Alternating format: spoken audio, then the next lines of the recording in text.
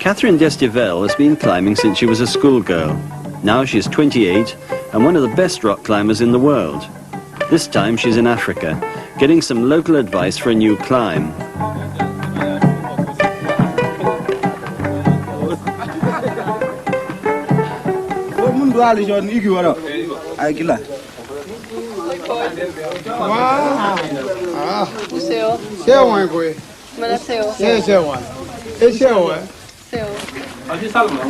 Il demande si toutefois vous n'avez pas grimpé. J'ai un petit peu grimpé ce matin. She's a freestyle climber, one who climbs solo and without ropes. Et ça vous sert à quoi ces cordes là? Ça sert à attacher les animaux et en plus pour... These Dogon tribesmen can't believe that tomorrow she'll attempt to climb their steepest cliff without using any ropes. C'est des fibres de baobab. Le baobab. Oui, on les fait sucer. They're saying that if she should have a fit of sanity and change her mind, then she's welcome to use one of their splendid ropes. Maintenant, on la met dans l'eau, après on fait la corde. Les cordes, elles sont pas plus grosses que ça quand vous montez.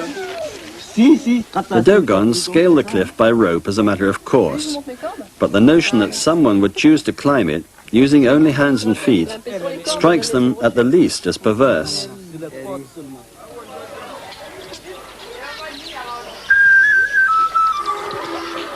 This is the western edge of the Sahara.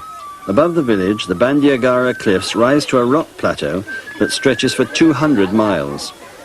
Catherine, with an escort of Dogon women, plans to make her freestyle ascent at the most difficult point.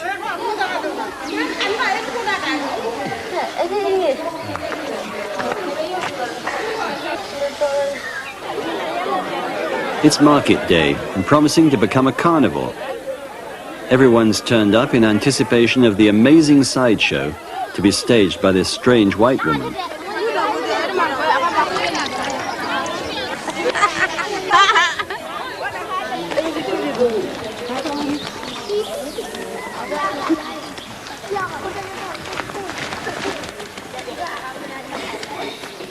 The man in the saffron robe accompanying Catherine to her starting point is a witch doctor who's modernized. Under his robe, he's got a jazz trumpet. He's going to blow a magic cadenza or two to bless her on her way. Bon, maintenant, je vais te jouer ma trompette pour vous. Allons-y.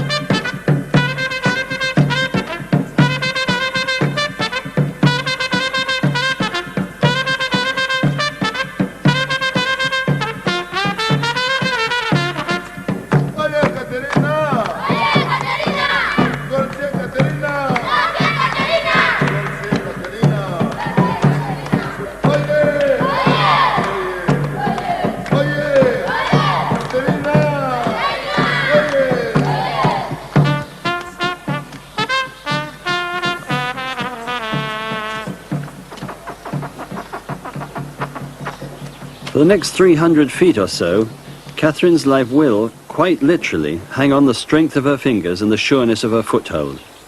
She uses no climbing aids of any kind, just a bag of chalk to dry the sweat on her palms and improve her grip on the rock.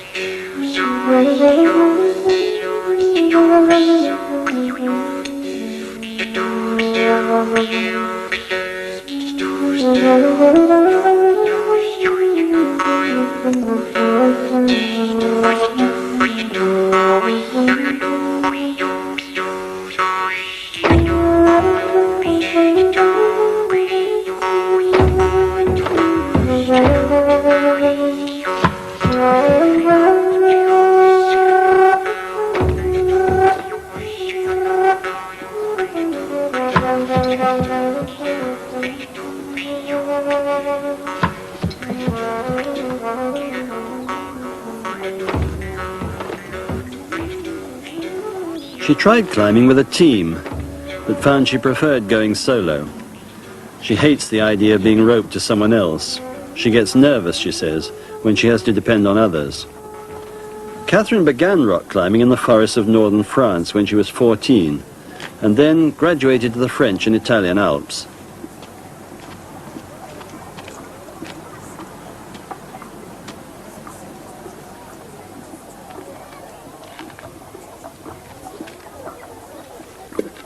This rocky plateau was once the kingdom of the Telem pygmies. They scratched a precarious existence amongst the crags and crevasses. They chose this perilous high life to escape their aggressive and bigger neighbours. But by the 12th century, even the pygmies had abandoned this barren rockscape.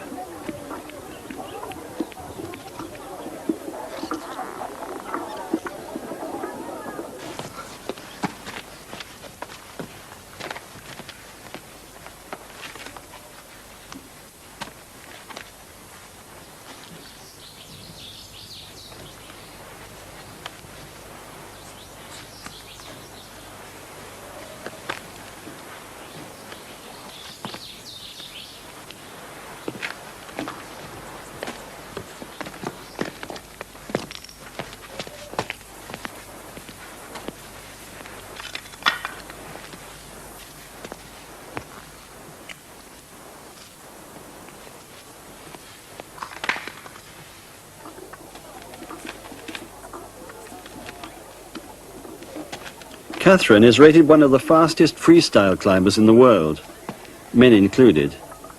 She's won speed climbing contests all over Europe, and now the lure of a new challenge in West Africa, and a small inducement from a filmmaker, has brought her to this rock face on the Bandiagara cliffs.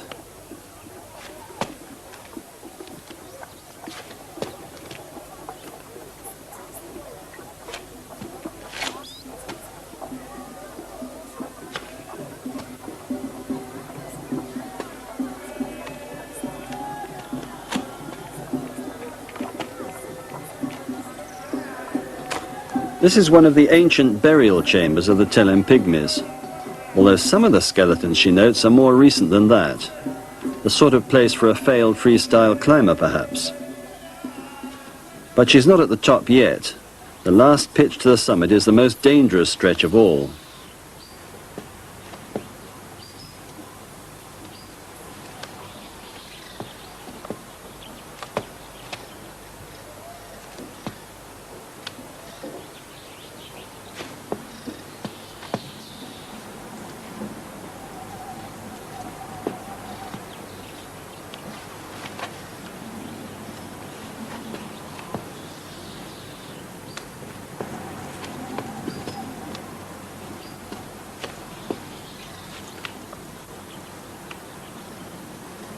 Back at ground level, the celebration party has already started.